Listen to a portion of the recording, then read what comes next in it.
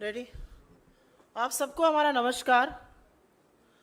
अभी थोड़ी देर पहले अमित शाह की दिल्ली पुलिस ने 1000 पन्ने की एक चार्जशीट दायर करी है यौन शोषण के गंभीर आरोपों में घिरे हुए ब्रजभूषण शरण सिंह के खिलाफ। भाजपा के बाहुबली नेता, रेसलिंग फेडरेशन के चीफ, भारतीय जनता पार्टी के सांसद अमित शाह की आंखों के तारे। इस 1000 पन्ने की चार्जशीट में करीब 500 पन्ने में दिल्ली पुलिस ने बेशर्मी की हर हद पार करते हुए यह साबित किया है कि कैसे यह पॉक्सो का मामला नहीं है और पॉक्सो के मामले में अपनी एफआईआर का कैंसिलेशन कराया है और क्लीन चिट दी है ब्रजभूषण शरण सिंह को। मैं आपके सामने एक बात रखती हूं और यह फैसला देश की जनता करेगी। एक अवयस्क लड़की इतने बड़े आदमी के खिलाफ पॉक्सो की शिकायत दर्ज करती है, यौन शोषण का आरोप लगाती है और फिर सारा तंत्र, सारी पुलिस, इस देश की सत्ता, इस देश की सरकार, सरकार के मंत्री, सरकार के सांसद मिलकर एक तरफ उस लड़की के खिलाफ खड़े हो जाते हैं और संरक्षण ब्रजभूषण शरण सिंह को दिया जाता है और उस लड़की को गलत साबित करने पर लोग तुल जाते हैं। सारा तंत्र एक तरफ है और उसके बाद उसके पिता के हवाले से वो बयान वापस ले लिया जाता है। यह देश की जनता तय करे कि क्या प्रभाव के तहत यह किया गया, क्या सत्ता का दुरुपयोग किया गया, क्या सारा तंत्र एक आदमी को बचा रहा था। क्योंकि अब एक बात साफ है, भारतीय जनता पार्टी का जो नारा है बेटी बचाओ बेटी पढ़ाओ, वो है बेटी डराओ और ब्रजभूषण बचाओ। पूरी तरह से यह बात साफ तौर से अंकित हो चुकी है। मैं आपसे पूछना चाहती हूं, पॉक्सो का जब गंभीर आरोप किसी के खिलाफ लगता है तो तुरंत कार्रवाई की मांग होती है और वो कार्रवाई होती है तुरंत हिरासत में लिया जाए। 45 दिन तक ब्रजभूषण शरण सिंह से पूछताछ तक नहीं करती Delhi police. Delhi police FIR तब दर्ज करती है जब सुप्रीम कोर्ट हस्तक्षेप करता है।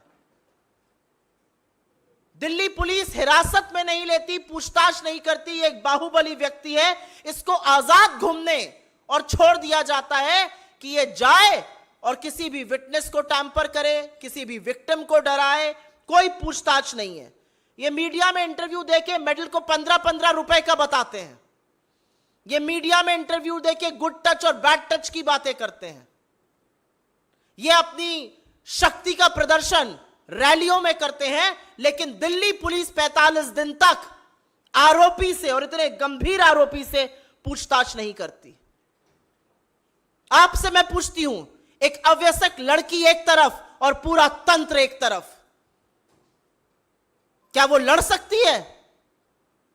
क्या वो अपनी व्यथा को बता सकती है? मैं आपसे पूछना चाहती हूं, आपके घर में भी बेटियां हैं, आपके घर में भी बहनें हैं, पूरा तंत्र जुटा हुआ था। आज चार्जशीट फाइल होती है, लेकिन खेलकूद के मंत्री ने तो पहले ही भविष्यवाणी कर दी थी कि 15 तारीख तक चार्जशीट फाइल हो जाएगी। क्यों? उनको कैसे पता था? यह चार्जशीट दिल्ली पुलिस ने लिखी है या इस चार्जशीट को लिखने का काम भाजपा के कार्यालय में किया गया है? और कौन है दूसरी तरफ? इस देश की वो बेटियां जिन्होंने आपका मान बढ़ाया, जिनके साथ फोटो खिंचाते वक्त थकते नहीं थे मोदी जी, जिनको अपने घर की महिला लड़कियां बताते थे।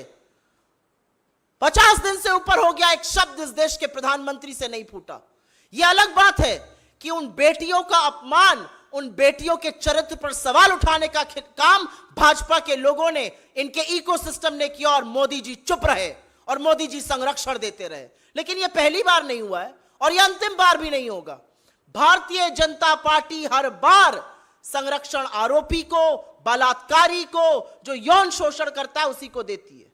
याद है ना कुलदीप सिंह सेंगर, याद है चिन्मयानंद, याद है लखीमपुर का चीरहरण, याद है आपको अंकिता उत्तराखंड की, याद है आपको हाथरस की गुड़िया। हर बार संरक्षण आरोपी को दिया जाता है, हर बार संरक्षण दरिंदे को दिया जाता है, हर बार बेटियों के खिलाफ खड़े होने का काम भारतीय जनता पार्टी, मोदी सरकार और खुद इस देश के प्रधानमंत्री नरेंद्र मोदी करते हैं। यह एक स्क्रिप्ट है, ये चिर परिचित अंदाज में हर बार संरक्षण आरोपी का होगा, बचाया आरोपी को जाएगा, झोंका भट्टी में देश की बेटियों को जाएगा। हम आशा करते हैं और हमें विश्वास है कि इस देश की न्यायपालिका, इस देश के कोर्ट इसका संज्ञान लेंगे। कैसे 164 का मजिस्ट्रेट के सामने हुआ बयान बदला गया, वो बदला उस दौर में गया जब आरोपी उन्मुक्त रूप से बाहर घूम रहा था। उसने क्या प्रभाव किसी पर डाला हमें नहीं पता है, लेकिन यह वही दिल्ली पुलिस है जिसने बिना वक्त गवाए, जिसने बिना वक्त जाया किए क्लीन चिट दे दी इस पूरे मामले में।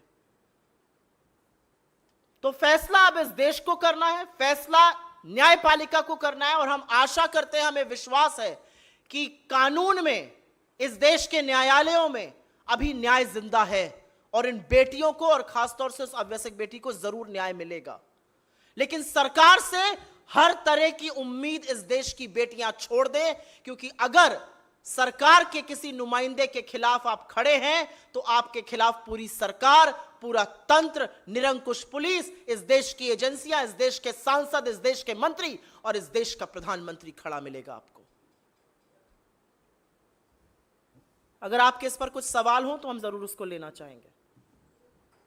I will actually briefly make a statement in English on this.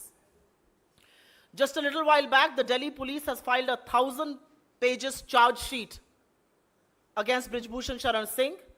Over 500 pages of that charge sheet are dedicated to how a clean chit has been given to him, and the whole case under POCSO has been withdrawn. The law of POCSO says that the moment a case is filed, the perpetrator, the supposed perpetrator of that crime, has to be arrested because he should not tamper witnesses, he should not intimidate victims. Nothing of that sort happened with the BJP MP. Nothing of that sort. He was at large, absolutely free for 45 long days. He could have done anything. He was giving television interviews, calling the medalists available for 15 rupees. He was talking about good touch, bad touch. He was talking about how he's going to teach a lesson to people. Not a word from the Prime Minister or the Home Minister of this country. The same Delhi police that took a month to file an FIR in the first place and had to do so after the Supreme Court's intervention was very quick to give a clean chit. But the reality is that when you have a man as strong and as powerful as Brijbhushan Sharan Singh and the entire government, the entire system, the agencies, the police, the MPs, the ministers all standing with him, what chance does a minor girl have to seek justice? That's a question people of this country and all of you should answer today. I also think it's a pattern, it's a script. Whenever there is a crime against women, whenever, the BJP will always be found standing with the perpetrator of the crime and never with the girl. You begin with Kuldeep Singh Sengar, you Hathras, you go wherever. A woman means she's alone because the government, Modi, is solidly the purpose of crime, and this is no exception either. But we do hope that the courts in this country are going to take cognizance of this matter. The courts of this country will take cognizance of the matter that for 45 long days, the MP was not questioned once. The courts will take cognizance of the fact that the magistrate statement changed twice. Under what circumstances, the courts will look into this. The courts will take cognizance of the fact that India's most decorated athletes were brutally beaten up by the same Delhi police, intimidated, dragged on the streets of Delhi, and the government kept absolutely quiet. That's the reality of this case. The Delhi police, along with its Master-in-Chief Amit Shah, stand exposed. But today I hate to say that the man who stands exposed completely before this country is India's elected Prime Minister, Narendra Modi, for his complicity, for his silence, and for the patronage he offers to perpetrators of crime. इस पर अगर आपके कुछ सवाल हो तो उसको हम लेंगे। जी।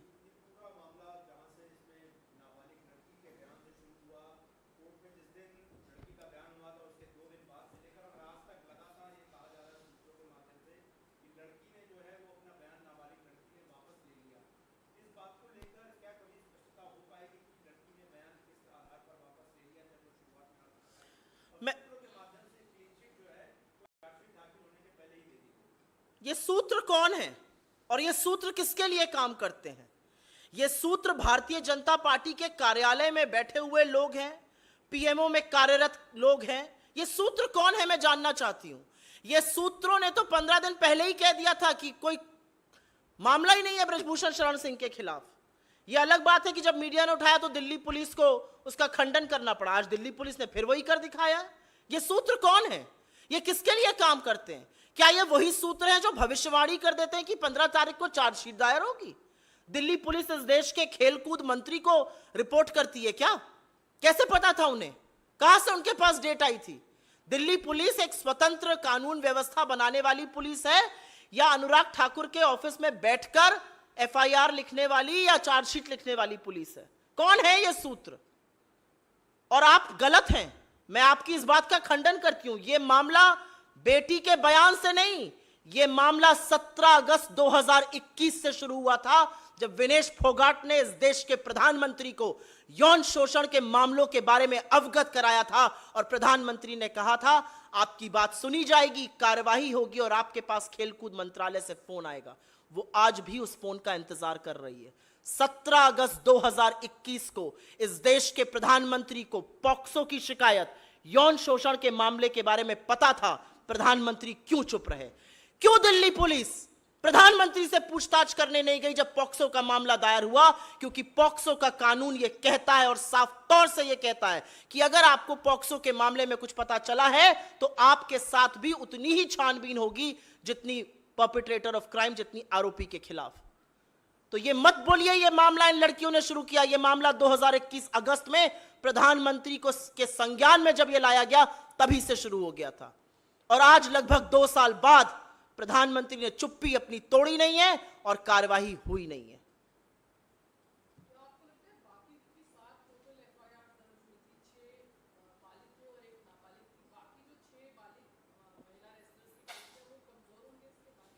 मुझे नहीं लगता केस कमजोर होगा। मुझे इस देश की न्यायपालिका पर भरोसा है, मुझे इस देश की कानून पर भरोसा है और मुझे लगता है कि इस देश की जनता ने एक तौर से तय कर लिया है कि न्याय ना होने का परिणाम यह है कि देश की सबसे डेकोरेटेड, सबसे ख्याति प्राप्त, सबसे बहादुर, सबसे बड़ी हौसले वाली लड़कियों को सड़कों पे घसीटा जा रहा था और एक सम्राट अपना राज्याभिषेक करा रहा था।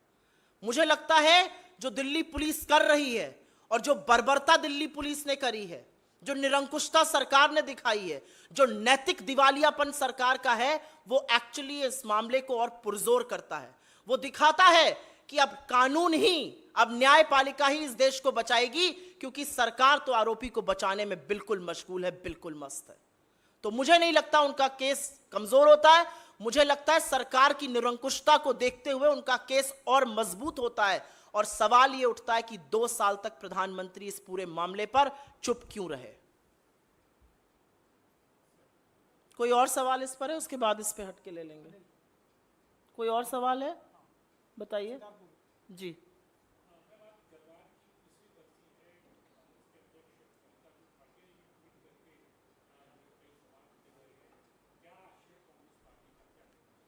मैं सबसे पहले तो यह कहना चाहती हूं कि ठीक 3 साल पहले हमारे देश की सरहद, हमारी भूभागीय अखंडता की रक्षा करते हुए 20 जांबाजों ने वो सर्वोच्च बलिदान दिया जिसके लिए पूरा देश कृतज्ञ है, जिसके लिए उनका नमन है। और उन 20 जांबाजों की शहादत के बाद आज उनके परिवार, आज उनका देश सच जानना चाहता है, क्योंकि उनकी शहादत के 4 दिन बाद इस देश के प्रधानमंत्री ने बिना पलक झपकाए पूरे देश के सामने यह झूठ बोला था कि कोई घुसा हुआ नहीं है, और उसका खामियाजा हम आज तक भुगत रहे हैं। आज भी कोर कमांडर लेवल की जो टॉक्स होती हैं उसमें कितनी बड़ी विडंबना है कि चीन का पीएलए वही भाषा बोलता है जो देश का प्रधानमंत्री बोलता है कि कोई घुसा हुआ नहीं है। और ये हम नहीं, ये आपके देश का प्रधानमंत्री कह रहा है। पिछले 3 सालों में, ठीक 3 साल हो गए, और पिछले 3 सालों में हमें सबक सिखाना था चीन को। हमने क्या किया? हमने चीन के साथ अपना व्यापार सबसे ज्यादा बढ़ा लिया। चीन हमारा सबसे बड़ा ट्रेडिंग पार्टनर पिछले 3 सालों से बना हुआ है। चीन के साथ हमारा व्यापार घाटा $100 बिलियन से हो गया, और देश की आंखों में धूल झोंकी जाती रही कोई ऐप बैन कर कर। यह है आपका न्याय, यह है आपका न्याय संगत होना, यह है आपका लाल आंख दिखाना। गलवान की शहादत के बाद जब पहली बार नरेंद्र मोदी और शी जिनपिंग एक सामने आए, वो बाली में था। खाने की थाली छोड़कर लाल आंख दिखाने के बजाय लाल शर्ट पहनकर जी हजूरी करने लगे। चीन हमारे साथ, हमारे जवानों के साथ, जाबाजों के साथ यह हौसला रखता है करने का, क्योंकि देश का प्रधानमंत्री झूले झूल रहा था और शहनाई सुन रहा था। चीन का पीएलए वो भाषा बोलता है जो देश का प्रधानमंत्री बोलता है। इस देश की सेना का शौर्य और पराक्रम तो वो है कि उन्होंने पाकिस्तान जैसे देश के 2 टुकड़े करके विश्व का भूगोल बदला है। उन्होंने चीन को बार बार सबक सिखाया है। उस सेना के शौर्य और पराक्रम के आगे हम सब नतमस्तक हैं। लेकिन सेना के हाथ क्यों बांधे जा रहे हैं? 65 में से आज 26 पेट्रोलिंग पॉइंट से सेना को पीछे क्यों किया गया है? क्यों बफर जोन बनाया गया है? क्यों अमेरिका का राजदूत कहता है कि जब भी हम मामला उठाने की बात करते हैं, India doesn't want to poke China in the eye? क्यों हमारा स्टेटस को एंटे अप्रैल 2020 की यथावत स्थिति अभी तक वापस मेंटेन क्यों नहीं हुई है? 3 साल हो गए इस मामले को। आज उस जाबाजों के, उन वीर गति प्राप्त लोगों के परिवार ये सवाल पूछते हैं, ये देश ये सवाल पूछता है कि कब तक नरेंद्र मोदी जी चुप रहेंगे और कब तक अपनी चुप्पी नहीं तोड़ेंगे और कब तक इस देश का विदेश मंत्री सेना का अपमान करेगा ये कहकर कि हम छोटी इकोनॉमी हैं, वो बड़ी इकोनॉमी है। तो हम क्यों अंग्रेजों से लड़े? हम क्यों बाकी ताकतों से लड़े? तो असलियत यह है कि सरकार को आज के दिन, आज शहादत दिवस है, इन लोगों का जवाब देना चाहिए। सरकार की ओर से चुप्पी है, सरकार की ओर से चीन का नाम नहीं लिया जाता है, सरकार की ओर से प्रधानमंत्री के झूठ को छुपाने के लिए सिर्फ और सिर्फ लीपापोती की जाती है और अन्य मंत्रालयों को झूठ बोलना पड़ता है। लेकिन असलियत यह है कि चीन का नाम तो आपको लेना पड़ेगा और जाबाजों की जो शहादत हुई है उसकी कीमत चीन को चुकानी पड़ेगी।